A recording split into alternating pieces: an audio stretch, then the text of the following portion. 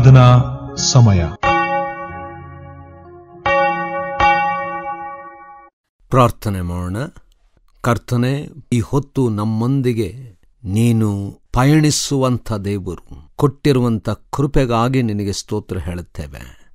ಸ್ವಾಮಿ, ಭಾನುವಾರದಲ್ಲಿ ನಿನ್ನ ವಿಶೇಷವಾದಂಥ ಆಶೀರ್ವಾದಗಳನ್ನು ಹೊಂದಿಕೊಂಡು ನೀನು ಉತ್ಥಾನವಾದದ್ದನ್ನು ಆಚರಿಸಲಿಕ್ಕೆ ಬಂದಿದ್ದೇವೆ ಸ್ವಾಮಿ. ಪ್ರತಿ ವಾರವೂ ನಿನ್ನ ನಡೆಸುವಿಕೆಯನ್ನು ಅನುಭವಿಸಿ ಕಳೆದ ವಾರವೆಲ್ಲ ಮಾಡಿದಂಥ ಉಪಕಾರ ನೆನೆಸಿ ವಾರದ ಮೊದಲನೇ ದಿವಸದಲ್ಲಿ ನಿನ್ನ ಕೃಪೆಗೆ ಹೊಂದುವುದಕ್ಕೂ ನಿನ್ನ ವಾಕ್ಯದಿಂದ ಬಲ ಹೊಂದುವುದಕ್ಕೂ ಬಂದಿದ್ದೇವೆ. ಸ್ವೀಕರಿಸು, ಆಶೀರ್ವದಿಸು. ಯೇಸುವಿನ ನಾಮದಲ್ಲಿ ಪ್ರಾರ್ಥನೆ ಬೇಡಿದೆವು ತಂದೆಯೇ, ಆಮೆನ್. ನಮ್ಮ ಈ ಪರಿಶುದ್ಧವಾದ ಆರಾಧನೆಯನ್ನ ಆರಂಭ ಮಾಡುವ ಹಾಗೆ ಆರಂಭದ ಸಂಗೀತವನ್ನ ಹಾಡಿಕೊಳ್ಳೋಣ.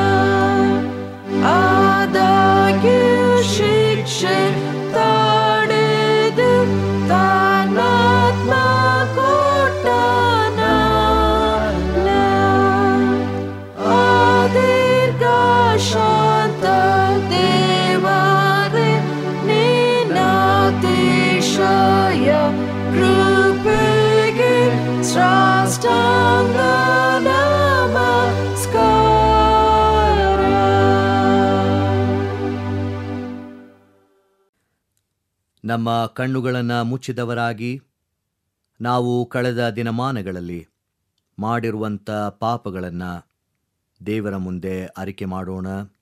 ನಮ್ಮಲ್ಲಿ ಪಾಪವಿಲ್ಲವೆಂದು ನಾವು ಹೇಳಿದರೆ ನಮ್ಮನ್ನು ನಾವೇ ಮೋಸಪಡಿಸಿಕೊಳ್ಳುತ್ತೇವೆ ಮತ್ತು ಸತ್ಯವೆಂಬುದು ನಮ್ಮಲ್ಲಿಲ್ಲ. ನಮಗಿರುವ ಮಹಾಯಾಜಕನು ನಮ್ಮ ನಿರ್ಬಲಾವಸ್ಥೆಯನ್ನು ಕುರಿತು ಅನುತಾಪವಿಲ್ಲದವನಲ್ಲ. ಆತನು ಸರ್ವ ವಿಷಯಗಳಲ್ಲಿ ನಮ್ಮ ಹಾಗೆ ಶೋಧನೆಗೆ ಗುರಿಯಾದನು, ಪಾಪ ಮಾತ್ರ ಮಾಡಲಿಲ್ಲ.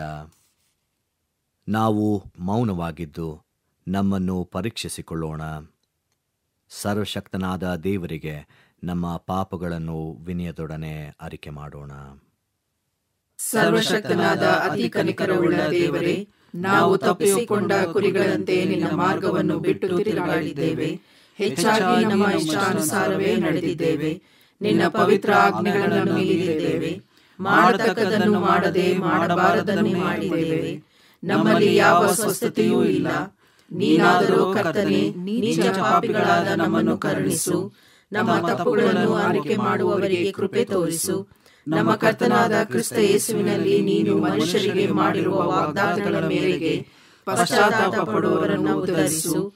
ಬಹು ಕನಿಕರವುಳ್ಳ ದೇವರೇ, ನಿನ್ನ ಪವಿತ್ರ ನಾಮಕ್ಕೆ ಮಹಿಮೆ ಉಂಟಾಗುವಂತೆ ನಾವು ಇನ್ನು ಮೇಲೆ ದೇವಭಕ್ತಿಯು, ನೀತಿಯು, ಸ್ವಸ್ಥಚಿತ್ತವೂ ಉಳ್ಳವರಾಗಿ ಜೀವಿಸುವ ಹಾಗೆ ಆತನ ನಿಮಿತ್ತ ಸಹಾಯ ದಯಪಾಲಿಸು. ಆಮೆನ್. ನಮ್ಮ ಪಾಪಗಳನ್ನು ಒಪ್ಪಿಕೊಂಡಂಥ ನಾವು ನಮ್ಮ ದೇವರಿಂದ ಸಿಗುವಂಥ ಪಾಪ ಕ್ಷಮೆಯನ್ನು ಹೊಂದಿಕೊಳ್ಳೋಣ. ಸರ್ವಶಕ್ತನಾದ ಮಹಾಕರುಣೆಯುಳ್ಳ ಕರ್ತನು ನಮ್ಮ ಪಾಪಗಳನ್ನೆಲ್ಲ ಕ್ಷಮಿಸಿ ಪರಿಹರಿಸಿ ಬಾಳನ್ನು ತಿದ್ದುಕೊಳ್ಳುವುದಕ್ಕೆ ಸಮಯವನ್ನು ಪವಿತ್ರಾತ್ಮನಿಂದ ಆಗುವ ಸುಪ್ರೇರಣೆಯನ್ನು ಆದರಣೆಯನ್ನು ನಮಗೆ ದಯಪಾಲಿಸಲಿ. ಆಮೇನ್. ದೇವರನ್ನ ಸ್ತುತಿಸುವ ಹಾಗೆ ಸಂಕೀರ್ತನೆಯನ್ನ ಹಾಡಿಕೊಳ್ಳೋಣ.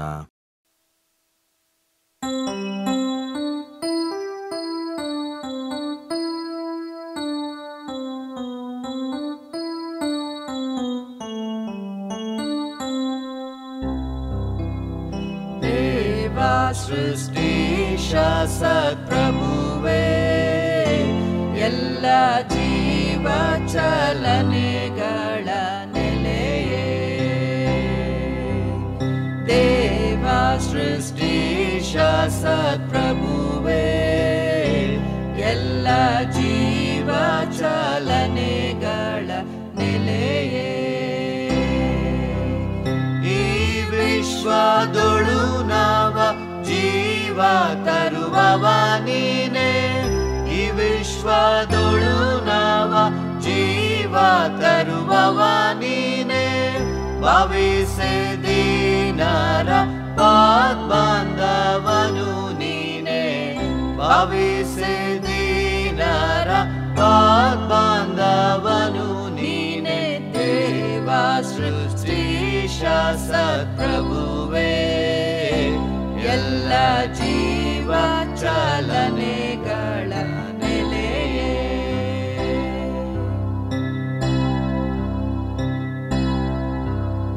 ಕಾಲಾತೀತ ನಿತ್ಯ ಪುರುಷ, ನಿನ್ನ ಪಾಲನೆಯೇ ನಮ್ಮ ಹರುಷ.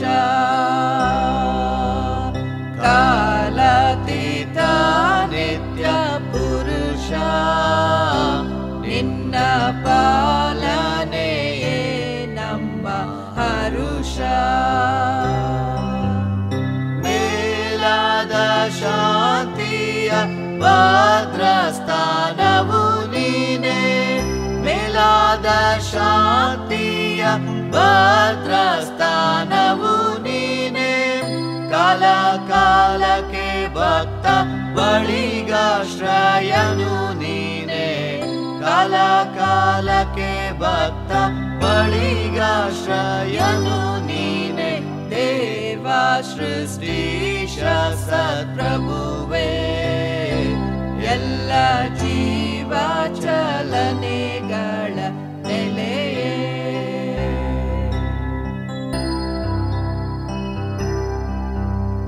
ಚಲಿಸುತ್ತ ನಿನಗಾಗಿ ದೇವಾ, ನಿನ್ನೋಳ್ ಸೆಲೆಮೆ ಶ್ರಮಿಸಿ ಬಾಳ್ವೆವೆಂದು.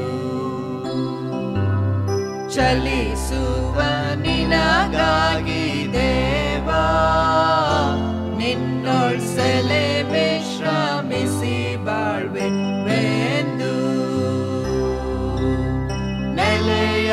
ನೆಲೆಯಾದಾಗಿರುವೆ ನೀನೆ ಮಗೆ ನಿರಂತರ, ನೆಲೆಯಾದಾಗಿರುವೆ ನೀನೆ ಮಗೆ ನಿರಂತರ. ಬಲರೂಪ ನೀನಿರೆ ಎಮಗವ ಕೊರತೆಯು, ಬಲರೂಪ ನೀನಿರೆ ಎಮಗವ ಕೊರತೆಯು.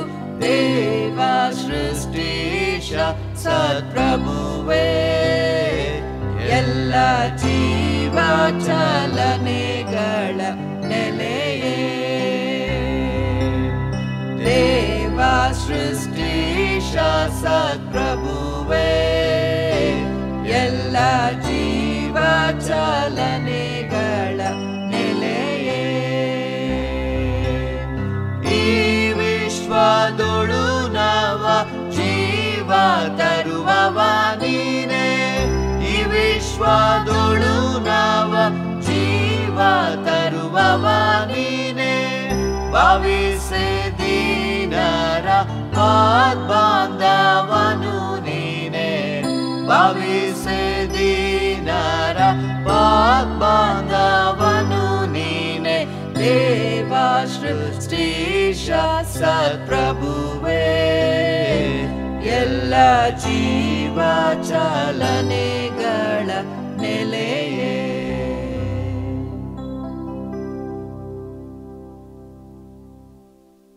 ಕರ್ತನಲ್ಲಿ ಪ್ರಿಯರೇ, ಈ ಹೊತ್ತು ನಮಗೆ ಕೊಟ್ಟಿರ್ತಕ್ಕಂಥ ವಿಚಾರ ಏನಂದರೆ ಹಿರಿಯ ನಾಗರಿಕರು ಅಥವಾ ಹಿರಿಯರ ಜ್ಞಾನ ಎಂಬುದಾಗಿ ಆರಿಸಿಕೊಂಡಂಥ ವಿಚಾರ. ಇದರಲ್ಲಿ 3 ಭಾಗಗಳಲ್ಲಿ ದೇವರ ವಾಕ್ಯದಿಂದ ಆರಿಸಲ್ಪಟ್ಟಿರುವಂಥ ಆ ಒಂದು ವಾಕ್ಯಗಳನ್ನು ಧ್ಯಾನ ಮಾಡಲಿಕ್ಕಿದ್ದೇವೆ. ಮೊದಲನೇದಾಗಿ, ಅಬ್ರಹಾಮನು ತನ್ನ ಮಗನಾದಂಥ ಈಸಾಕನಿಗೆ ಸರಿಯಾದಂಥ ಸಂಗಾತಿ, ಜೀವನದ ಸಂಗಾತಿಯನ್ನು ಆರಿಸಬೇಕೆಂಬುದಾಗಿ ತನ್ನ ಸೇವಕನಾದಂಥ ಎಲಿಯೇಜರನನ್ನು ತನ್ನ ಊರಿಗೆ ಕಳಿಸುವಂಥ ಒಂದು ಸಂದರ್ಭ. ಇದರಲ್ಲಿ ನಾವು ಅಬ್ರಹಾಮನಲ್ಲಿರ್ತಕ್ಕಂಥ ಪ್ರಾರ್ಥನಾ ಜೀವಿತವನ್ನು ನೋಡುತ್ತಾ, ಸೇವಕನ ಮೇಲಿರ್ತಕ್ಕಂಥ ಆ ನಂಬಿಕೆಯನ್ನು ನೋಡುತ್ತಾ, ದೇವರು ತಾನೇ ಆ ಸೇವಕನಿಗೆ ದೇವದೂತನನ್ನು ಕಳಿಸಿ ಮಾರ್ಗದರ್ಶನ ಕೊಟ್ಟು ಸರಿಯಾದಂಥ ವ್ಯಕ್ತಿಯನ್ನು ಆರಿಸಿಕೊಳ್ಳುವುದಕ್ಕೆ ದೇವರೇ ಸಹಾಯ ಮಾಡುತ್ತಾನೆ ಎಂಬುದಾಗಿ ಹೇಳಿ ಕಳಿಸುವುದನ್ನು ನಾವು ನೋಡ್ತೇವೆ. ಕರ್ತನಲ್ಲಿ ಪ್ರಿಯರೇ, ಹಿರಿಯರ ಜ್ಞಾನ ಬಹಳ ಅತಿ ಅಗತ್ಯ. ನಮಗೆ ವೈಯಕ್ತಿಕವಾಗಿಯೂ ಕುಟುಂಬವಾಗಿಯೂ ಸಭೆಯಾಗಿಯೂ ಹಿರಿಯರು ಪ್ರತಿ ಒಂದೊಂದು ವಿಚಾರದಲ್ಲಿ ನಮಗೆ ಎಲ್ಲ ಮಾರ್ಗದರ್ಶನ ಮಾಡುವಂಥವರಾಗಿದ್ದಾರೆ. ಅನೇಕ ಸಂದರ್ಭದಲ್ಲಿ ಹಿರಿಯರನ್ನು ನಾವು ಬಹಳ ಅಸಡ್ಡೆ ಮಾಡುತ್ತೇವೆ ಅಥವಾ ಅವರನ್ನು ಗೌರವಿಸದೆ ಹೋಗಿದ್ದೇವೆ. ದೇವರ ವಾಕ್ಯದಲ್ಲಿ ನಾವು ಕಲಿಯಬೇಕಾದಂಥ ವಿಚಾರ ಏನಂದರೆ, ಹಿರಿಯರು ಒಳ್ಳೆ ಮಾರ್ಗದರ್ಶಿಗಳು. ಕಾರಣ ಅವರ ಪ್ರಾರ್ಥನಾ ಜೀವಿತ ಮತ್ತು ಅವರು ಅನುಭವಿಸಿರುವಂಥ ಅನುಭವಗಳು. ಇದಕ್ಕೆ ಹಿರಿಯರಿಗೆ ಗೌರವ ಸೂಚಿಸುತ್ತಾ ಅವರನ್ನು ಎಲ್ಲ ವಿಧದಲ್ಲೂ ನಾವು ನೋಡಿಕೊಳ್ಳುವಂಥದ್ದು ನಮ್ಮ ಕರ್ತವ್ಯವಾಗಿರಬೇಕು. ಅಬ್ರಹಾಮನು ತನ್ನ ಪ್ರಾರ್ಥನಾ ಜೀವಿತವನ್ನು ನೋಡಿದಂಥ ಸೇವಕನು ದೇವರಲ್ಲಿ ಪ್ರಾರ್ಥಿಸಿ ತನ್ನ ಯಜಮಾನನ ಮಗನಿಗೆ ಸೂಕ್ತವಾದಂಥ ವ್ಯಕ್ತಿ ಅನುಗ್ರಹಿಸಿಕೊಡಬೇಕೆಂಬುದಾಗಿ ದೇವರಲ್ಲಿ ಬೇಡುವಂಥದ್ದನ್ನು ನೋಡ್ತೇವೆ. ಕರ್ತನಲ್ಲಿ ಪ್ರಿಯರೇ, ನಮ್ಮ ಹಿರಿಯರ ಮಾರ್ಗದರ್ಶನ ನಮಗೆ ಪ್ರತಿ ಒಂದೊಂದು ಹಂತದಲ್ಲಿ ಪ್ರತಿ ವಿಚಾರದಲ್ಲಿ ಇರುವುದಾದರೆ ನಾವುಗಳು ನಮ್ಮ ಜೀವನದಲ್ಲಿ ಉತ್ತಮವಾದಂಥ ಸ್ಥಿತಿಯನ್ನು ಕಟ್ಟಿಕೊಳ್ಳಲಿಕ್ಕೆ ಸಾಧ್ಯವಾಗ್ತದೆ. ಪೌಲನು ತಿಮೋತಿನಿಗೆ ಬರೆದಂಥ 2ನೇ ಪತ್ರಿಕೆಯಲ್ಲಿ ನಾವು ನೋಡುವುದಾದರೆ ಬಹಳ ಉತ್ತಮವಾದಂಥ ವಿಚಾರವನ್ನು ಪೌಲನು ತಿಮೋತಿಯನಿಗೆ ಹೇಳುವಂಥವನಾಗಿದ್ದಾನೆ. ತಿಮೋತಿಯನನ್ನು ಎಲ್ಲ ವಿಚಾರದಲ್ಲೂ ಪೌಲನು ಬಲಪಡಿಸುವಂಥವನಾಗಿದ್ದಾನೆ. ತಿಮೋತಿಯನ ಜೀವನ ಅಂದರೆ ತನ್ನ ತಾಯಿ ಮತ್ತು ತನ್ನ ಅಜ್ಜಿ ಅವರಲ್ಲಿರ್ತಕ್ಕಂಥ ನಂಬಿಕೆ, ವಿಶ್ವಾಸ, ದೇವರ ಭಯಭಕ್ತಿಯಿಂದಾಗಿ ತಿಮೋತಿಯನು ಬೆಳೆದು ಬಂದಂಥ ಆಧ್ಯಾತ್ಮಿಕ ಜೀವನ ಒಳ್ಳೆಯದೆಂಬುದಾಗಿ ಹೇಳುತ್ತಾ ಇನ್ನೂ ಪ್ರೋತ್ಸಾಹಿಸಿ ತನಗೆ ಹೇಳುವಂಥ ಮಾತನೆಂದರೆ, ದೇವರು ಅವನಿಗೆ ಕೊಟ್ಟಿರ್ತಕ್ಕಂಥ ವರವನ್ನು ಯಾವಾಗಲೂ ತಾನು ಅದನ್ನು ಬಲಪಡಿಸುತ್ತಾ ಆ ಆರದ ಬೆಂಕಿಯ ಹಾಗೆ ಸದಾ ಅದನ್ನು ಬೆಳಗಿಸುತ್ತಾ ಹೋಗಬೇಕೆಂಬುದಾಗಿ ಹೇಳುವಂಥವನಾಗಿದ್ದಾನೆ. ಪೌಲನು ತನ್ನ ಜೀವನದ ಅಥವಾ ಸೇವೆಯ ಅನುಭವವನ್ನು ತಿಮೋತಿಯನಿಗೆ ಬಹಳ ಸ್ಪಷ್ಟವಾಗಿ ಅದ್ಭುತವಾಗಿ ತಿಳಿಸುವಂಥವನಾಗಿದ್ದಾನೆ. ವಿಶೇಷವಾಗಿ ಹೊತ್ತು ಸಾರುವಂಥ ಸುವಾರ್ತೆಗೂ ಮಾಡುವಂಥ ಸೇವೆಗೂ ನಾಚಿಕೆ ಪಡದೆ ಧೈರ್ಯದಿಂದ ಮುಂದೆ ಸಾಗಬೇಕು. ಕಾರಣ ದೇವರು ತಾನೇ ಅದಕ್ಕೆ ಬೇಕಾದದ್ದನ್ನು ಬಲವನ್ನು ಅನುಗ್ರಹಿಸಿಕೊಡುತ್ತಾನೆ ಎಂಬುದಾಗಿ ಹೇಳುತ್ತಾನೆ. ಅಷ್ಟು ಮಾತ್ರವಲ್ಲದೆ ಮತ್ತೊಂದು ವಿಚಾರ ಪೌಲನು ಹೇಳುವಂಥದ್ದೇನೆಂದರೆ, ದೇವರು ನಿನಗೆ ಕೊಟ್ಟಿರ್ತಕ್ಕಂಥ ನಂಬಿಕೆ, ವಿಶ್ವಾಸವನ್ನು ಭದ್ರವಾಗಿಟ್ಟುಕೊಳ್ಳುವಂಥದ್ದು ನಿನ್ನ ಜೀವನದಲ್ಲಿ ಮುಖ್ಯವಾದಂಥ ಧ್ಯೇಯವಾಗಿರಬೇಕು. ಅನೇಕ ಪರಿಸ್ಥಿತಿಗಳು, ಒತ್ತಡಗಳು, ಸವಾಲುಗಳು ಬರುವಾಗ ನಂಬಿಕೆ ಅದು ಕದಲುವಂಥದ್ದು ಅನೇಕ ಸಂದರ್ಭದಲ್ಲಿ ಆಗಬಹುದು. ಆದರೆ ಈ ಎಲ್ಲ ಸ್ಥಿತಿಯಲ್ಲೂ ಕೂಡ ದೃಢವಾಗಿ ನಂಬುತ್ತಾ ದೇವರನ್ನು ಆತುಕೊಂಡು ಯಥಾರ್ಥವಾಗಿ ಸೇವೆ ಮಾಡುತ್ತಾ ಅನೇಕರನ್ನು ಬಲಪಡಿಸಬೇಕೆಂಬುದಾಗಿ ಸೇವೆಗೆ ಪೌಲನು ತಿಮೋತಿಯನನ್ನು ಬಲಪಡಿಸುವಂಥವನಾಗಿದ್ದಾನೆ. ಹಿರಿಯ ಸೇವಕರು ಮಾಡುವಂಥ ಕಾರ್ಯ ಮತ್ತೊಬ್ಬ ಸೇವಕರಂದರೆ ಯಮನಸ್ಥರು ಮತ್ತು ಸೇವೆಗೆ ಹೊಸದಾಗಿ ಬಂದಿರತಕ್ಕಂಥವರನ್ನು ಬಲಪಡಿಸುವಂಥದ್ದು ಹಿರಿಯರ ಜವಾಬ್ದಾರಿ ಹೌದು. ಯಾಕಂದರೆ ಅವರು ಅನುಭವ ಇದೆ, ಅವರು ಪಟ್ಟಂಥ ಶ್ರಮ ಇದೆ. ಅದನ್ನು ಯಮನಸ್ಥರಿಗೂ ಹೊಸದಾಗಿ ಬರುವಂಥ ಎಲ್ಲ ಸೇವಕರಿಗೂ ತಿಳಿಸುವಾಗ ಅದು ಖಂಡಿತವಾಗಿ ಅವರ ಜೀವನದಲ್ಲಿ ವಿಶೇಷವಾದಂಥದ್ದು ಆಗಲಿಕ್ಕೆ ಸಾಧ್ಯ. ಇಷ್ಟು ಮಾತ್ರವಲ್ಲದೆ ನಾವು ಲೂಕನ ಸುವಾರ್ತೆ 1ನೇ ಅಧ್ಯಾಯದಲ್ಲಿ ಜಕರಿಯನು ಮತ್ತು ಎಲಿಜಬೆತಳ ಜೀವನ ನಾವು ನೋಡುತ್ತೇವೆ. ಇಲ್ಲಿ ಬರೆಯಲ್ಪಟ್ಟಂಥ ವಿಚಾರವೇನೆಂದರೆ, ಅವರು ಸಜ್ಜನರಾಗಿದ್ದರು, ತಪ್ಪಿಲ್ಲದೆ ದೇವರ ಮುಂದೆ ನಡೆಕೊಳ್ಳುವಂಥವರಾಗಿದ್ದರು. ಕರ್ತನಲ್ಲಿ ಪ್ರಿಯರೇ, ಒಬ್ಬ ವ್ಯಕ್ತಿಯ ಜೀವನ ಅನೇಕ ಸಂದರ್ಭದಲ್ಲಿ ಒಂದೇ ಒಂದು ತಪ್ಪಿನಿಂದಾಗಿ ಅಥವಾ ಒಂದೇ ಒಂದು ಅಪರಾಧ ಅಥವಾ ಒಂದೇ ಕಾರ್ಯದಿಂದಾಗಿ ತನ್ನ ಸಂಪೂರ್ಣ ವ್ಯಕ್ತಿತ್ವವೇ ಕಳಕೊಳ್ಳುವಂಥ ಪರಿಸ್ಥಿತಿ ಬರಬಹುದು. ಒಂದು ವಿಚಾರ ವ್ಯಕ್ತಿಯ ಜೀವನವನ್ನೇ ಬದಲಾಯಿಸಿ ಹಾಳು ಮಾಡುವಂಥ ಸ್ಥಿತಿಗೆ ನಡೆಸಬಹುದು. ಆದರೆ ಇಲ್ಲಿ ನಾವು ನೋಡುವಂಥ ವಿಚಾರ ಏನೆಂದರೆ, ಜಕರಿಯನು ಎಲಿಜಬೆತಳು ಇಬ್ಬರೂ ಸಹ ದೇವರ ಮುಂದೆ ಯಥಾರ್ಥವಾಗಿ ನಡೆದುಕೊಳ್ಳುವಂಥವರು, ನಂಬಿಕೆಯಲ್ಲಿ ನಡೆದುಕೊಳ್ಳುವಂಥವರೆಂಬುದಾಗಿ. ನಮ್ಮ ಜೀವನ ನಡೆಸಿಕೊಂಡು ಹೋಗುವಾಗ ಇಂಥ ಹಿರಿಯರ ಮಾರ್ಗದರ್ಶನ, ಅವರ ಜೀವನ ನಮಗೆ ವಿಶೇಷವಾಗಿ ಸಾಕ್ಷಿಗಳು ಅವರಾಗಿ ನಮ್ಮ ಜೀವನಕ್ಕೆ ಅದು ಪರಿಣಾಮ ಬೀರುವಂಥದ್ದಾಗಿದೆ ಆಗಿರಬೇಕು. ಆಗ ನಾವು ಕೂಡ ನಮ್ಮ ಜೀವನದಲ್ಲಿ ಪ್ರತಿ ವಿಚಾರದಲ್ಲೂ, ಪ್ರತಿ ಸವಾಲುಗಳಲ್ಲಿಯೂ, ಅನೇಕ ಪರಿಸ್ಥಿತಿಗಳಲ್ಲೂ ಯಥಾರ್ಥವಾಗಿ ನಡೆದುಕೊಳ್ಳುವರಾಗಬೇಕು. ಜಕರಿಯನು ಮತ್ತು ಎಲಿಜಬೆತ್ ಇಷ್ಟು ಒಳ್ಳೆತನದ ಜೀವನ ಇದ್ದರೂ ಕೂಡ ಅವರಿಗೆ ಒಂದು ದೊಡ್ಡ ಕೊರತೆ ಇರುವಂಥದ್ದನ್ನು ನೋಡುತ್ತೇವೆ. ಕರ್ತನಲ್ಲಿ ಪ್ರಿಯರೇ, ಅನೇಕ ಸಂದರ್ಭಗಳಲ್ಲಿ ಕೊರತೆ, ಸವಾಲು ಎದುರಿಸುವಾಗ ತತ್ತರಿಸಿ ಹೋಗಿ ನಂಬಿಕೆಯಲ್ಲಿ ಕುಂದು ಹೋಗುವಂಥ ಅನೇಕ ಜನರನ್ನು ನಾವು ನೋಡುತ್ತೇವೆ. ಆದರೆ ಇವರಿಬ್ಬರೂ ಕೂಡ ತಮ್ಮ ನಂಬಿಕೆಯಲ್ಲಿ ದೃಢವಾಗಿ ಇದ್ದದ್ದರಿಂದ ಈ ಹೊತ್ತು ಎಲ್ಲರಿಗೂ ಸಾಕ್ಷಿಯಾದರು. ದೇವರು ಅವರಿಗೆ ಶ್ರೇಷ್ಠವಾದಂಥ ವರವನ್ನು, ಅಂದರೆ ಸ್ನಾನಿಕ ಯೋಹಾನ ಅವರಲ್ಲಿ ಹುಟ್ಟುವಂಥ ಕೃಪೆಯನ್ನು ದೇವರು ಕೊಟ್ಟನು. ಕರ್ತನಲ್ಲಿ ಪ್ರಿಯರೇ, ಹಿರಿಯರು ನಮಗೆ ಖಂಡಿತವಾಗಿಯೂ ಆಶೀರ್ವಾದವೇ ಸರಿ. ಆ ಆಶೀರ್ವಾದ ಅವರ ಅನುಭವದಿಂದ, ಅವರ ಮಾರ್ಗದರ್ಶನದಿಂದ, ಅವರಲ್ಲಿರ್ತಕ್ಕಂಥ ಎಲ್ಲ ವ್ಯಕ್ತಿತ್ವದಿಂದ ನಾವು ಕಲಿತು ಮುಂದೆ ಸಾಗೋಣ. ಅವರನ್ನು ಸದಾ ಗೌರವಿಸೋಣ. ಅವರು ನಮಗೆ ಮಾರ್ಗದರ್ಶಕರಾಗಿ ಮುನ್ನಡೆಯಲಿ. ದೇವರು ಈ ವಾಕ್ಯವನ್ನು ನಮ್ಮ ಆತ್ಮದ ಪ್ರಯೋಜನಕ್ಕೋಸ್ಕರವಾಗಿ ಆಶೀರ್ವದಿಸಲಿ. ದೇವರ ವಾಕ್ಯ ಸಂದೇಶವನ್ನು ಕೇಳಿದಂಥ ನಾವು ನಮ್ಮ ನಂಬಿಕೆಯನ್ನು ದೃಢಪಡಿಸಿಕೊಳ್ಳುವ ಹಾಗೆ ಅಪೋಸ್ತಲರ ವಿಶ್ವಾಸ ಸೂತ್ರವನ್ನು ಏಕ ಮನಸ್ಸಿನಿಂದ ಒಟ್ಟಾಗಿ ಆರೈಕೆ ಮಾಡೋಣ. ಪರಲೋಕ ಭೂಲೋಕಗಳನ್ನು ಸೃಷ್ಟಿಸಿದ ಸರ್ವಶಕ್ತನಾಗಿರುವ ತಂದೆಯಾದ ದೇವರನ್ನು ನಂಬುತ್ತೇನೆ. ಆತನ ಏಕ ಕುಮಾರನಾಗಿರುವ ನಮ್ಮ ಪ್ರಭುವಾದ ಯೇಸು ಕ್ರಿಸ್ತನನ್ನು ನಂಬುತ್ತೇನೆ. ಈತನು ಪರಿಶುದ್ಧಾತ್ಮನಿಂದ ಕನ್ಯಾ ಮರಿಯಳ ಗರ್ಭದಲ್ಲಿ ಧರಿಸಲ್ಪಟ್ಟು ಆಕೆಯಲ್ಲಿ ಹುಟ್ಟಿ ಪೊಂತಿ ಪಿಲಾತನ ಆಧಿಪತ್ಯದಲ್ಲಿ ಶ್ರಮೆ ಹೊಂದಿ ಶಿಲುಬೆಗೆ ಜಡಿಯಲ್ಪಟ್ಟು ಸತ್ತು ಉಣ್ಣಲ್ಪಟ್ಟು ಪಾತಾಳಕ್ಕೆ ಇಳಿದು ಮೂರನೇ ದಿವಸದಲ್ಲಿ ಸತ್ತವರೊಳಗಿಂದ ಎದ್ದು ಪರಲೋಕಕ್ಕೆ ಏರಿ ಹೋಗಿ ಸರ್ವಶಕ್ತನಾಗಿರುವ ತಂದೆಯಾದ ದೇವರ ಬಲಪಾರ್ಶ್ವದಲ್ಲಿ ಕುಳಿತುಕೊಂಡು ಇರುತ್ತಾನೆ. ಈತನು ಅಲ್ಲಿಂದ ಬಂದು ಬದುಕಿರುವವರಿಗೂ ಸತ್ತವರಿಗೂ ನ್ಯಾಯ ವಿಧಿಸುವನು ಎಂಬುದನ್ನು ನಂಬುತ್ತೇನೆ. ನಾನು ಪರಿಶುದ್ಧಾತ್ಮನನ್ನು ನಂಬುತ್ತೇನೆ. ಒಂದೇ ಪರಿಶುದ್ಧ ಕ್ರೈಸ್ತ ಸಭೆಯು, ಭಕ್ತರ ಅನ್ಯೋನ್ಯತೆಯು, ಪಾಪದ ಪರಿಹಾರವು, ದೇಹದ ಪುನರುತ್ಥಾನವು, ನಿತ್ಯ ಜೀವವು ಉಂಟೆಂಬುದನ್ನು ನಂಬುತ್ತೇನೆ. ಆಮೆನ್. ಪ್ರಾರ್ಥನೆ ಮಾಡೋಣ. ಕರ್ತನೆ, ಈ ಹೊತ್ತು ನೀನು ನಮಗೆ ಕೊಟ್ಟಿರ್ತಕ್ಕಂಥ ಮಾರ್ಗದರ್ಶನಕ್ಕಾಗಿ, ನಿನ್ನ ವಾಕ್ಯಕ್ಕಾಗಿ, ಹಿರಿಯರ ಅನುಭವಕ್ಕಾಗಿ ನಾವು ನಿನಗೆ ನಿತ್ಯವೂ ಸ್ತೋತ್ರ ಹೇಳುತ್ತೇವೆ. ನಮ್ಮ ಜೀವಿತ ಕಾಲದಲ್ಲಿ ನಾವು ಎದುರಿಸುವಂಥ ಸವಾಲುಗಳು ನಾವು ಬಿದ್ದು ಹೋಗುವಂಥ, ಬಲಹೀನರಾಗುವಂಥ ಪರಿಸ್ಥಿತಿಗೆ ನಡೆಸಬಹುದು. ಆದರೆ ಹಿರಿಯರ ಮಾರ್ಗದರ್ಶನ, ಅವರ ಜ್ಞಾನ ನಮ್ಮನ್ನು ಬಲಪಡಿಸಲಿ. ನಿನ್ನ ಚಿತ್ತಕ್ಕೆ ನಮ್ಮನ್ನು, ಹಿರಿಯರನ್ನು ಒಪ್ಪಿಸಿಕೊಡುತ್ತೇವೆ. ಆಶೀರ್ವದಿಸಿ ನಡೆಸಪ್ಪ. ಯೇಸುವಿನ ನಾಮದಲ್ಲಿ ಪ್ರಾರ್ಥನೆ ದೀನತೆಯಿಂದ ಬೇಡಿ ಹೊಂದಿದ್ದೇವಪ್ಪ ನಮ್ಮ ತಂದೆಯೇ.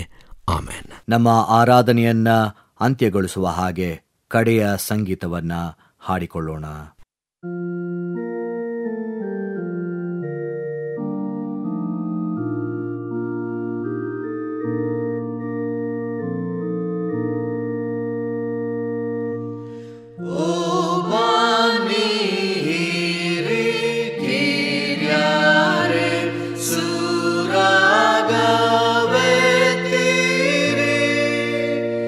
Hosanna, Endu, Praise